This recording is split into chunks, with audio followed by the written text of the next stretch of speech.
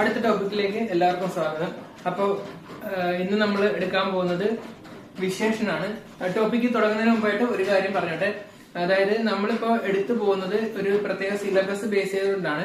അതായത് ഗ്രാജുവേറ്റ് ലെവലിലുള്ള second language ഹിന്ദിയുടെ exam ഈ ആഴ്ച വരുന്നുണ്ട്. അപ്പൊ അതിനെ ബേസ് ചെയ്ത് ആ എക്സാമിനെ ബേസ് ചെയ്ത് കുറച്ച് കുട്ടികൾ ആവശ്യമുണ്ടെന്ന് പറഞ്ഞുകൊണ്ട് ചെയ്യുന്നതാണ്. ഇതുമായിട്ട് പറയാനാണ് ഒരുപാടുണ്ട്. പക്ഷെ നമ്മൾ ആ സിലബസും ബേസ് ചെയ്തിട്ട് പോകുന്നത് കാരണം ആ ഒരു ടോപ്പിക്ക് അത്രയും മാത്രം കവർ ചെയ്താണ് നമ്മൾ എടുത്തു പോയിക്കൊണ്ടിരിക്കുന്നത്.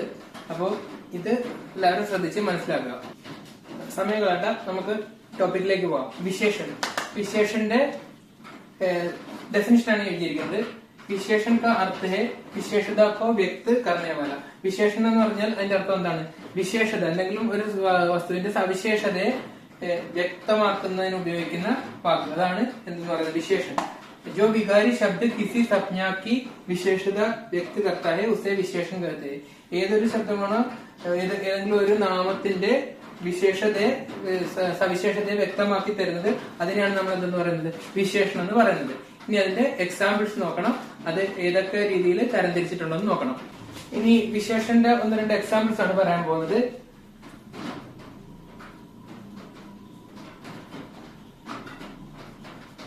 അച്ഛാ ലഡ്ക, അതായത് അച്ഛാ ലഡ്ക എന്ന് പറഞ്ഞാൽ ലഡ്ക എന്ന് പറയുന്നത് ആൺകുട്ടി, അതിന്റെ സവിശേഷതയെ കാണിക്കുന്ന വാക്കാണ് ഏത്? അച്ഛ എന്ന് പറയുന്നത്. ഇതാണ് ഇവിടുത്തെ വിശേഷണം.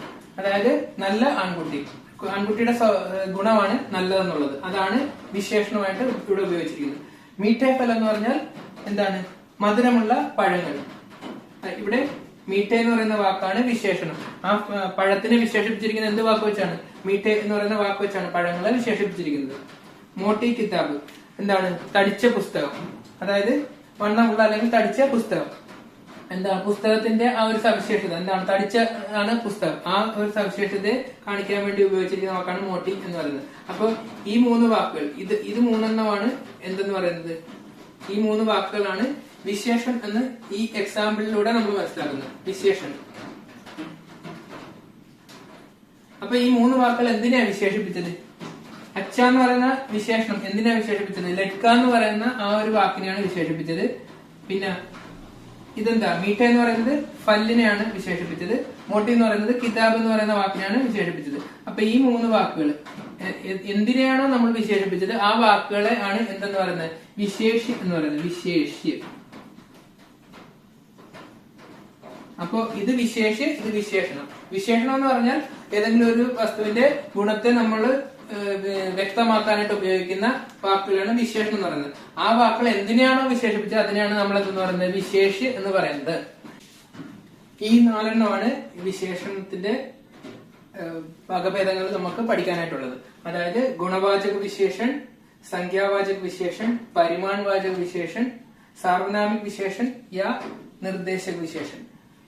ഈ നാലെണ്ണം പഠിക്കണം. അപ്പൊ ഇതിന്റെ എക്സാമ്പിൾസ് ഒക്കെ പറഞ്ഞു കഴിയുമ്പോൾ നിങ്ങൾക്ക് ഇത് എന്താണെന്ന് കുറച്ചുകൂടി വ്യക്തമാകും. ഗുണവാചക വിശേഷണം എന്ന് പറഞ്ഞാൽ അതിനകത്ത് ഒരു വസ്തുവിന്റെ ഗുണം, അതായത് നിറം, രൂപം, ആകാരം, അതിന്റെ അവസ്ഥ, ദേശം, അങ്ങനെ കുറച്ച് കാര്യങ്ങൾ അതിനകത്ത് വരും. അതിനെ സൂചിപ്പിക്കാനായിട്ട് ഉപയോഗിക്കുന്ന വിശേഷണത്തെയാണ് എന്താ ഗുണവാചക വിശേഷണം എന്ന് പറയുന്നത്. ഓരോന്നും പ്രത്യേകം ഞാൻ വ്യക്തമായിട്ട് എടുത്ത് പറഞ്ഞു തരാം. അപ്പൊ അത് ക്ലിയർ ആകും. ഇപ്പൊ ഞാൻ നാലും കൂടെ ഒന്നിച്ചൊന്ന് പറഞ്ഞു പോകുന്നേ ഉള്ളൂ.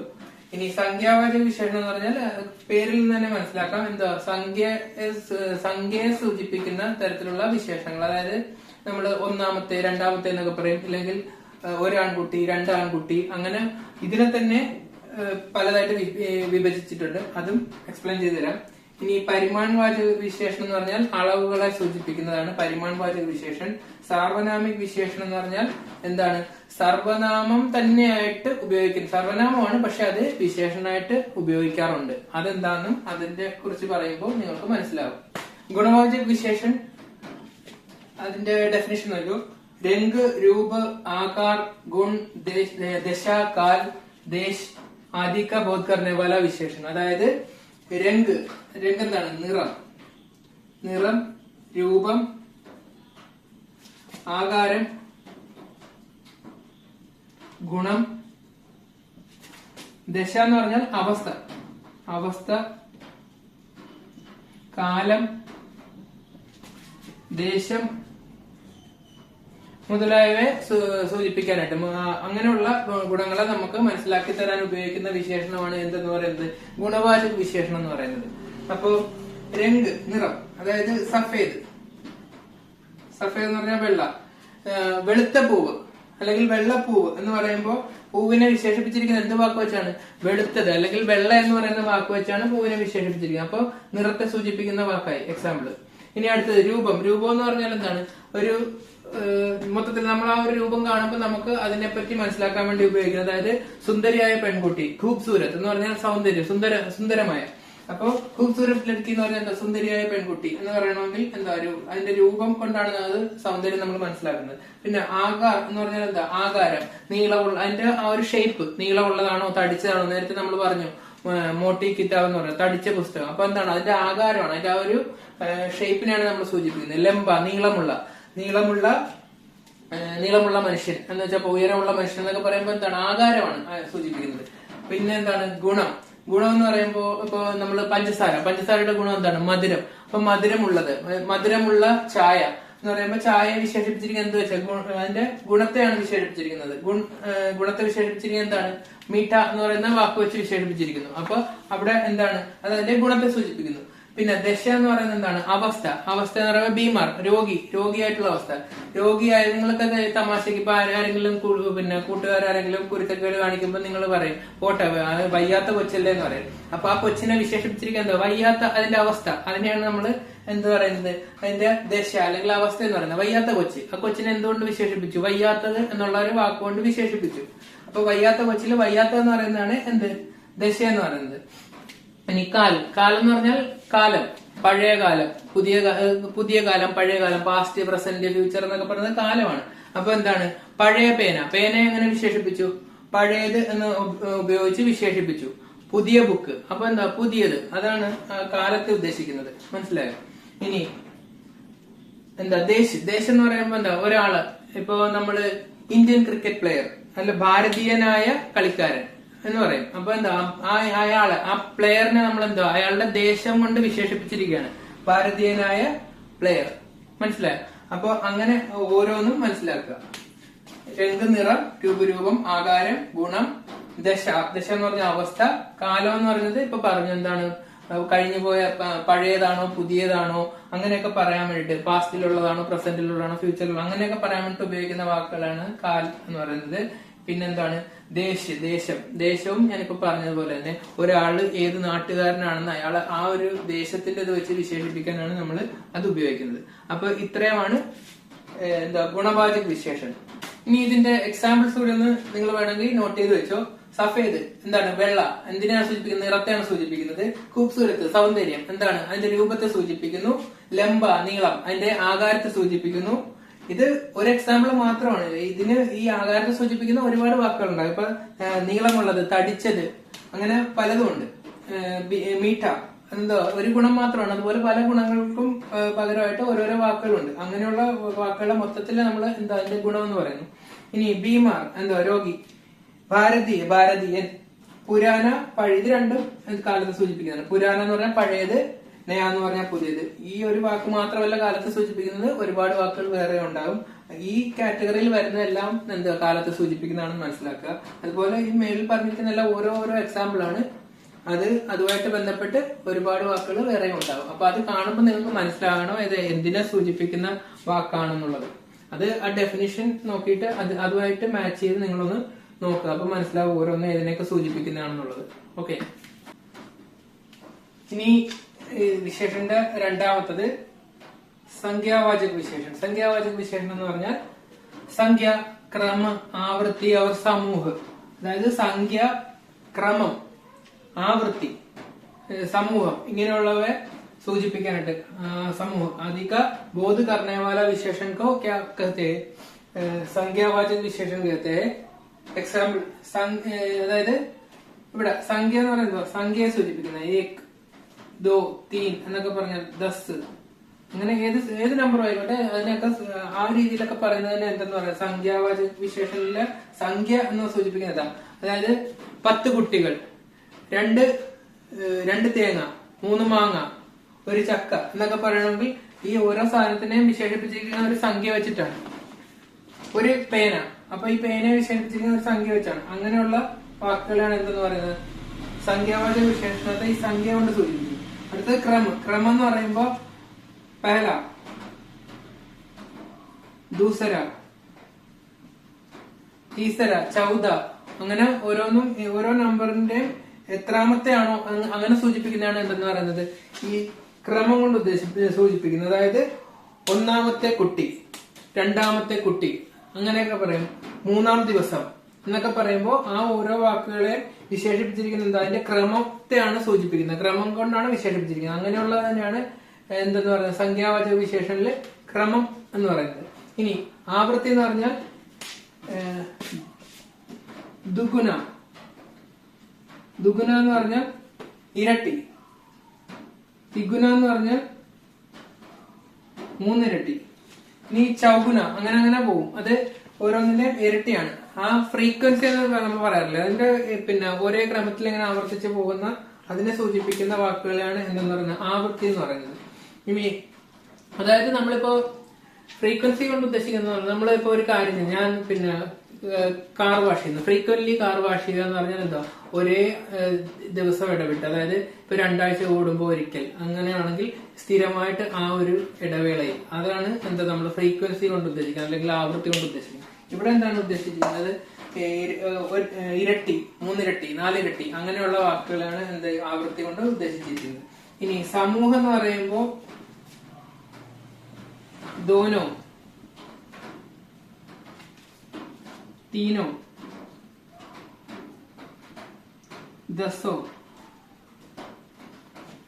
അതായത് ദോനോ 2 പേര്, തീനോ 3 പേരും, അല്ലെങ്കിൽ 3ഉം 2ഉം, അങ്ങനെ പറയുന്ന ഒരു കൂട്ടത്തെ സൂചിപ്പിക്കുന്നു. എണ്ണമാണ്, പക്ഷെ അതെന്തിനാ ഒരു കൂട്ടത്തെയാണ് സൂചിപ്പിക്കുന്നത്. ഇവിടെ 10 ആളുകളുണ്ട്, ആ 10ഉം എന്ന് പറയുമ്പോ എന്താ ദസോം എന്ന് പറയും. അപ്പൊ അങ്ങനെയുള്ള വാക്കുകളാണ് എന്തെന്ന് പറയുന്നത് എന്തുകൊണ്ട് സൂചിപ്പിക്കുന്നത് സമൂഹം കൊണ്ട് സൂചിപ്പിച്ചിരിക്കുന്നത്. ഇതെല്ലാം എന്തിൽ വരുന്നതാണ് സംഖ്യാവാചക വിശേഷണിൽ വരുന്നതാണ്. ഈ സംഖ്യാവാചകനെ പിന്നെ 2ആയിട്ട് വിഭജിച്ചിട്ടുണ്ട്. അതാണ് നിശ്ചിത സംഖ്യാവാചകം, അനിശ്ചിത സംഖ്യാവാചകം. നിശ്ചിതം എന്ന് പറഞ്ഞു കഴിഞ്ഞാൽ നമ്മൾ നേരത്തെ ഇതിന് തൊട്ടുമുമ്പ് പറഞ്ഞ എക്സാമ്പിൾസ് ഒക്കെ എന്തിലാ വരുന്നത് നിശ്ചിതിൽ വരും. കാരണം ഏക്കെന്ന് പറയുന്നത് ഏക്കെന്ന് പറയും, ദോ എന്ന് പറയും, തീനെന്ന് പറയും, അതൊക്കെ എന്താ സംഖ്യ സൂചിപ്പിക്കുന്നത്. ഇനി ദോനോ തീനോ എന്തോ സമൂഹത്തെ സൂചിപ്പിക്കുന്നത്. പിന്നെ ക്രമത്തെ സൂചിപ്പിക്കുന്ന പെഹല, തീസര, ദൂസര, അതൊക്കെ ക്രമത്തെ സൂചിപ്പിക്കുന്നത്. അങ്ങനെയുള്ള എല്ലാം തന്നെ ഇതിലാ വരുന്നത് നിശ്ചിതമാണ്. കാരണം എന്താ നമുക്കത് കേൾക്കുമ്പോൾ പറയാം എത്രാമത്തെയാണ് അല്ലെങ്കിൽ എത്ര പേരുണ്ട്, അതൊരു നിശ്ചിതമായിട്ട് നമുക്കറിയാം. അനിശ്ചിതം എന്ന് പറഞ്ഞാൽ എന്താ നിങ്ങൾ ഈ അനിശ്ചിതകാല പണിമുടക്കുന്നൊക്കെ കേട്ടില്ല. അനിശ്ചിതകാല പണിമുടക്കം എന്ന് പറഞ്ഞാൽ ഇപ്പൊ പണിമുടക്ക്, നാളെ പണിമുടക്കം എന്ന് പറയുന്നത് നാളെ ഒരു ദിവസത്തെ പണിമുടക്കാണ്. നിശ്ചിതമായിട്ടുള്ള ഒരു സംഖ്യ അവിടെ ഉണ്ട്, നമുക്കറിയാം ഒരു ദിവസത്തെ പണിമുടക്കാണ്. അനിശ്ചിതകാല പണിമുടക്കം എന്ന് പറഞ്ഞാൽ എന്താ അതുകൊണ്ട് ഉദ്ദേശിക്കുന്നത് അനിശ്ചിതകാലത്തേക്ക് നമുക്കൊരു നിശ്ചയമില്ല, എത്ര നാൾ വേണേലും നീണ്ടുപോകാം. അങ്ങനെ നമുക്ക് കറക്റ്റ് ആയിട്ട് ഒരു കണക്കറിയാൻ പാടില്ലാത്തതിനാണ് അനിശ്ചിത എന്ന് പറയുന്നത്. അപ്പൊ അങ്ങനെയുള്ള വാക്കുകളാണ് എന്ന് പറയുന്നത് അനിശ്ചിത സംഖ്യാവാചകം എന്ന് പറയുന്നത്. ആ വിശേഷണത്തില് അനിശ്ചിത സംഖ്യാവാചകം എന്ന് ഉദ്ദേശിക്കുന്നത് ഇത് എന്താണ് നമുക്ക് കൃത്യമായിട്ട് എണ്ണം അറിയത്തില്ല. ഇവിടെയാണെങ്കിൽ നമുക്ക് സംഖ്യ എന്ന് പറഞ്ഞാൽ ഏക്ക്, ദോ, ദസ്, അങ്ങനെ ഏത് സംഖ്യയും നമുക്ക് ഒരു കൃത്യമായ എണ്ണം ഉണ്ടാകും. പിന്നെ ദോനോ 2 പേര്, തീനോ 3ഉം എന്ന് പറഞ്ഞാൽ എന്താ കൃത്യമായിട്ട് എണ്ണം അറിയാം. തീനോ എന്ന് പറഞ്ഞാൽ 3 ആണെന്ന്, 3 പേരാണെന്ന് നമുക്കറിയാം. അതുപോലെ പെഹല എന്ന് പറഞ്ഞാൽ 1ാമത്തെ, ദൂസര 2ാമത്തെ, ഒരു നമ്പർ നമ്മുടെ മനസ്സിലേക്ക് വരുന്നുണ്ട്. പക്ഷെ ഇവിടെ അങ്ങനെ കുച്ചിലെട്ടിയെ കുറച്ച് ആൺകുട്ടികൾ, അവരെത്ര പേരാന്ന് നമുക്ക് അറിയത്തില്ല. പക്ഷെ കുറച്ച് പേരുണ്ട്, ഒന്നിൽ കൂടുതൽ ഉണ്ടെന്ന് അറിയാം, പക്ഷെ കറക്റ്റ് ആയിട്ട് നമുക്ക് എണ്ണം അറിയത്തില്ല. ബഹുത്ത് ലോക് എന്ന് പറയുന്ന ആളുകളെ വിശേഷിപ്പിച്ചിരിക്കുന്നത് ബഹുത്ത് വെച്ചാണെങ്കിൽ എന്താണ് വളരെയധികം ആളുകൾ. വളരെ ആളുകൾ എന്ന് പറഞ്ഞു കഴിഞ്ഞാൽ എന്താ ഒരുപാട് പേരുണ്ട്, എത്രയാണെന്ന് നമുക്ക് അറിയത്തില്ല. അങ്ങനെയുള്ള വാക്കുകൾ. പിന്നെ കൈ എന്ന് പറഞ്ഞാൽ എന്താണ് ധാരാളം. അങ്ങനെ ഇങ്ങനെയുള്ള വാക്കുകൾ നമുക്ക് കൃത്യമായിട്ട് എണ്ണം അറിയാൻ പാടില്ല, പക്ഷെ എണ്ണത്തെ സൂചിപ്പിക്കുന്ന വാക്കുകളാണ്, എന്നാൽ നമുക്ക് കൃത്യമായിട്ട് എണ്ണം അറിയാനും പാടില്ല. അങ്ങനെയുള്ള വിശേഷണത്തെയാണ് അനിശ്ചിത സംഖ്യാവാചക വിശേഷണം എന്ന് പറയുന്നത്. അത് ഈ സംഖ്യാവാചകത്തിന്റെ 2 വകഭേദങ്ങളിൽ ഒന്നാണ് അനിശ്ചിത സംഖ്യാവാചകം, മറ്റേത് നിശ്ചിത സംഖ്യാവാചകം. ഇതിനകത്തും നമ്പറുമായിട്ട് സൂചിപ്പിക്കുന്ന കുറച്ച് വാക്കുകൾ കൂടി വരും. അതായത് ഹസാറും. ഹസാർ എന്ന് പറഞ്ഞാൽ 1000ആണ്, പക്ഷെ ഹസാറോ എന്ന് പറഞ്ഞാൽ ആയിരക്കണക്കിന്. കരോട് കോടി, കരോടോ കരോട് എന്ന് പറഞ്ഞാൽ കോടിയാണ്. കരോടോ കോടിക്കണക്കിന്. സൗ 100 സൈക്കഡോ എന്ന് പറയും. സൈക്കഡോ എന്ന് പറഞ്ഞാൽ 100 കണക്കിന്. ഇതൊക്കെ നമ്പർ നമുക്കറിയാമെങ്കിലും കൃത്യമായിട്ട് ആ ഒരു നമ്പർ അല്ല ഉദ്ദേശിച്ചിരിക്കുന്നത്. അതായത് ഹസാർ എന്ന് പറഞ്ഞാൽ 1000 ആണെന്ന് അറിയാം. ഇപ്പൊ കുറെ ആളുകളുള്ള സ്ഥലത്ത് ഹസാർ ലോകം എന്ന് പറഞ്ഞാൽ 1000 ആളുകളെ വിശേഷിപ്പിന് 1000 കൊണ്ട്. അത് എന്താണ് ഹസാർ എന്ന് മാത്രം പറഞ്ഞാൽ എന്താണ് നിശ്ചിതമാണ്, കാരണം 1000 ആണെന്ന് നമുക്കറിയാം. പക്ഷെ ഹസാറോം ലോകം എന്ന് പറഞ്ഞാൽ എന്താ, ആയിരക്കണക്കിന് ആളുകൾ, അതായത് 1000-ൽ കൂടുതലുണ്ട്, പക്ഷെ കൃത്യമായിട്ടൊരു നമ്പർ നമുക്കറിയത്തില്ല. മനസ്സിലായോ? ലാഖോം ലക്ഷക്കണക്കിന്. ലാഖ് എന്ന് പറഞ്ഞാൽ ലക്ഷം, ലാഖോം ലക്ഷക്കണക്കിന്. അപ്പൊ ഇങ്ങനെ വരുന്ന ഇത് എല്ലാം കൂടി ചേർത്ത് എന്തോ അനിശ്ചിത സംഖ്യാവാചകം എന്ന് പറയും. ഇവിടെ ഇത്രയും അനിശ്ചിതമാണെന്ന് നമുക്ക് മനസ്സിലായിരുന്നു. പക്ഷെ ഇവിടെ കൺഫ്യൂഷൻ വരരുത്. ഇത് നമ്പറുമായിട്ട് ബന്ധപ്പെട്ട വാക്കുകളാണെങ്കിലും കൃത്യമായിട്ട് ആ ഒരു നമ്പർ അല്ല, അതിനേക്കാൾ കൂടുതൽ വരുന്നതാണ്. എന്നാൽ നമുക്ക് കറക്റ്റ് അറിയാനും പാടില്ല. അങ്ങനെയുള്ളതാണ് അനിശ്ചിത സംഖ്യാവാചക വിശേഷൺ. അടുത്തത് പരിമാണവാചക വിശേഷൺ. പരിമാണവാചക വിശേഷണം മാപ് തൗൽ കാ ബോധ് കർനെ വാല വിശേഷണം. അതായത് എന്തെങ്കിലും വസ്തുക്കളുടെ അളവ്, തൂക്കം, തോത് അങ്ങനെയുള്ള സാധനങ്ങളെ അങ്ങനെയുള്ള ഗുണങ്ങളെ മനസ്സിലാക്കാനായിട്ടുള്ള വിശേഷണമാണ് എന്തെന്ന് പറയുന്നത് പരിമാണവാചക വിശേഷണം. ഇതിനും 2 ഭേദങ്ങളുണ്ട്. നിശ്ചിത പരിമാണവാചകവും ഉണ്ട്, അനിശ്ചിത പരിമാണവാചകവും ഉണ്ട്. നേരത്തെ പറഞ്ഞതുപോലെ തന്നെ നിശ്ചിതം എന്ന് പറഞ്ഞു കഴിഞ്ഞാൽ 1 കിലോ ചീനി എന്ന് പറഞ്ഞാൽ പഞ്ചസാര. 1 കിലോ ചീനി എന്ന് പറഞ്ഞാൽ 1 കിലോ പഞ്ചസാര. ആധാ കിലോ എന്ന് പറഞ്ഞാൽ 1/2 കിലോ. ആധാ കിലോ എന്തുകൊണ്ടല്ലോ ചാവൽ, അരി, അങ്ങനെ എന്ത് സാധനമാണല്ലോ ആ സാധനത്തിനെ വിശേഷിപ്പിച്ചിരിക്കുന്നത്, അതിന്റെ അളവ് കൊണ്ട് വിശേഷിപ്പിച്ചിരിക്കുന്നു.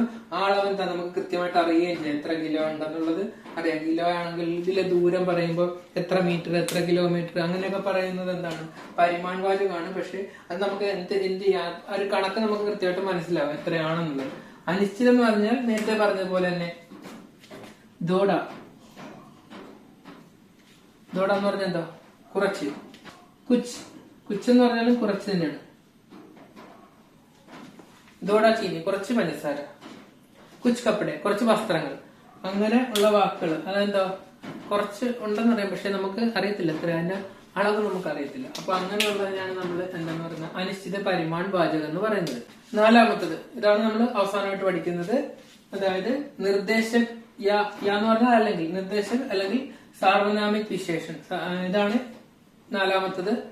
അതായത് വസ്തുओं की ओर निर्देश करने के लिए സർവനാമം का प्रयोग किया जाता है. വസ്തുക്കളെ ചൂണ്ടിക്കാണിക്കാൻ വേണ്ടി നമ്മൾ എന്ത് ഉപയോഗിക്കാറുണ്ട്, സർവനാമം ഉപയോഗിക്കാറുണ്ട്. സർവനാമം എന്താണ് നമ്മൾ കഴിഞ്ഞ ക്ലാസ്സിൽ പഠിച്ചായിരുന്നു. എന്താണ് എന്തെങ്കിലും ഒരു നാമത്തിന് പകരം ഉപയോഗിക്കുന്നതിനെയാണ് നമ്മൾ ഉപയോഗിക്കുന്ന പദങ്ങളെയാണ് നമ്മൾ സർവനാമം എന്ന് പറയുന്നത്. അപ്പോ നമ്മള് ചൂണ്ടിക്കാണിക്കാൻ വേണ്ടിയിട്ട് ഉപയോഗിക്കുന്ന യഹ്, വഹ് എന്ന് പറഞ്ഞാൽ എന്താ ഈ, ആ എന്നൊക്കെ പറഞ്ഞ് ചൂണ്ടിക്കാണിക്കാൻ വേണ്ടി ഉപയോഗിക്കുന്നത് നമ്മൾ വിശദമായിട്ട് കഴിഞ്ഞ ക്ലാസ്സിൽ പഠിച്ചതാണ്. അപ്പോ അങ്ങനെ ഉപയോഗിക്കുന്ന സർവനാമം അതെന്താണ് വിശേഷണം അല്ല, ശരിക്കും അതെന്താണ് സർവനാമാണ്. പക്ഷെ ആ സർവനാമിൽ നിന്ന് നമുക്ക് എന്തെങ്കിലും ആ കാണിക്കുന്ന ചൂണ്ടിക്കാണിക്കപ്പെടുന്ന വസ്തുവിന്റെ ഒരു സവിശേഷത നമുക്ക് മനസ്സിലാവും അങ്ങനെ ചൂണ്ടിക്കാണിക്കുമ്പോൾ. അപ്പോ അതെന്തായിട്ടും കൂടി ആക്ട് ചെയ്യുന്നുണ്ട്.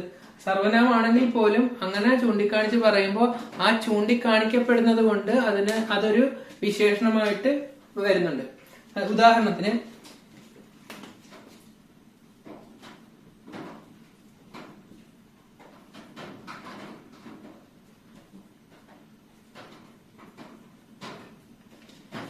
ഖർ എന്ന് പറഞ്ഞാൽ വീട്, യഹ് ഖർ എന്ന് പറഞ്ഞാൽ ഈ വീട്, വഹ് ഖർ എന്ന് പറഞ്ഞാൽ ആ വീട്. ഇവിടെ അടുത്തടുത്ത് 2 വീടുണ്ടെന്ന് വിചാരിക്കാം. ഒരു വീട് ചെറിയ വീടാണ്, മറ്റൊരു വീട് വലിയ വീടാണ്. അപ്പൊ നമ്മൾ നിൽക്കുന്നത് ചെറിയ വീടിന്റെ അടുത്താണ്. നമ്മുടെ അപ്പുറത്തോട്ട് മാറി ഒരു വലിയ വീട് നിൽക്കുന്നുണ്ട്. അപ്പൊ നമ്മൾ ഇത് ചൂണ്ടിക്കാണിച്ചിട്ട് നമ്മൾ ചെറുതെന്നോ വലുതെന്നോ നമ്മളവിടെ പറയുന്നില്ല. നമ്മൾ അടുത്തുള്ള വീടിനെ ചൂണ്ടിക്കാണിച്ച് ഈ വീട് എന്ന് പറയും. അപ്പൊ ഈ വീട് എന്ന് പറയുമ്പോൾ നമ്മളുടെ അടുത്തുള്ള വീടിനാണ് നമ്മൾ ചൂണ്ടിക്കാണിക്കുക. അപ്പൊ ഈ എന്നുകൊണ്ട് മനസ്സിലാക്കുന്നത് എന്താ, നമ്മളുടെ അടുത്തുള്ള വീട്.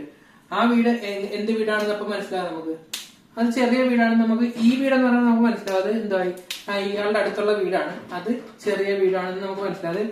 ആ ഈ എന്നുള്ള ആ ഒരു ചൂണ്ടിക്കാണിക്കലിലൂടെയാണ് നമുക്കത് മനസ്സിലായത്. അപ്പൊ ആ വീടിന്റെ സവിശേഷതയാണ് നമുക്ക് മനസ്സിലായത്. അതെന്താ ചെറിയ വീടാണ്, വീടിന്റെ വിശേഷണമാണ് ചെറുതെന്നുള്ളത്. പക്ഷെ ചെറുതെന്ന് നമ്മൾ പറഞ്ഞിട്ടില്ല, ജസ്റ്റ് ഒന്ന് ചൂണ്ടിക്കാണിച്ചുള്ളത് ഈ എന്ന് പറയും. അപ്പൊ ഇവിടെ ഉപയോഗിച്ചിരിക്കുന്നത് സർവനാമാണെങ്കിൽ കൂടി അത് പറഞ്ഞത് കൊണ്ട് നമുക്ക് എന്ത് മനസ്സിലായി, ചെറിയ വീടെന്ന് മനസ്സിലായി. അതുപോലെ നമ്മൾ ആ വീടെന്ന് പറയുമ്പോൾ എന്താ ഇവിടെ അടുത്തുള്ളതല്ല, കുറച്ച് അപ്പുറത്തോട്ട് മാറിയുള്ളതാണെന്ന് നമുക്ക് ആ എന്ന് പറഞ്ഞ് ചൂണ്ടിക്കാണിക്കുമ്പോൾ മനസ്സിലാവുന്നത്. അപ്പൊ അത് വലിയ വീടാണ് നമുക്ക് കണ്ടപ്പോൾ മനസ്സിലായി. ആ എന്ന് പറയുന്ന ആ ഒരു സർവനാമം ഉപയോഗിച്ചപ്പോഴാണ് നമുക്ക് മനസ്സിലായത് ഉദ്ദേശിച്ചിരിക്കുന്നത് ആ വലിയ വീടിന്റെ കാര്യമാണ്. അപ്പൊ അങ്ങനെയുള്ള സർവനാമയാണ് നമ്മള് അങ്ങനെയുള്ള സർവനാമം എന്തായിട്ട് മാറുന്നുണ്ട്? വിശേഷണമായിട്ട് മാറുന്നുണ്ട്. അങ്ങനെയുള്ള വിശേഷണത്തെയാണ് നമ്മൾ എന്ത് പറയുന്നത്?